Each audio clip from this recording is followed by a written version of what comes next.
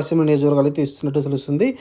అలానే ఇంకా చూస్తే మీరు విజయనగరం పైకి వెళ్తే మనకు విజయనగరం వచ్చేసి అక్కడ వచ్చేసి నెల్లిమర్ల, అనకాపల్లి పరిధిలో వచ్చేసి ఇంకా పెందుర్తి, ఈ ఈ ఏరియాలో కొంచెం స్ట్రాంగ్ అనిపించింది. లాస్ట్ టైం కూడా మంచి ఓట్లు, నెల్లిమర్లో కూడా మంచి ఓట్లు వచ్చినాయి. అలానే పెందుర్తిలో కూడా మంచిగానే వచ్చినాయి.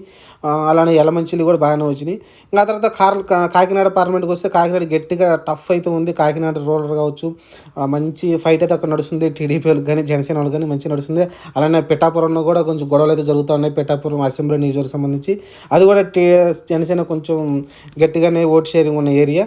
అలానే రాజమండ్రికి వచ్చేస్తే రాజమండ్రి కూడా పోటీ ఉంది. రాజమండ్రి రూరల్ కావచ్చు, అలానే రాజానగరం ఆల్రెడీ మన పండుగలను ప్రకటించేసారు. ఆల్రెడీ రాజానగరం కూడా మేము పోటీ చేస్తాం ముందే ప్రకటించారు.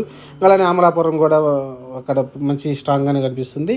ఆ తర్వాత వచ్చేసి ఇంకా రామచంద్రపురం, అలానే అమలాపురం,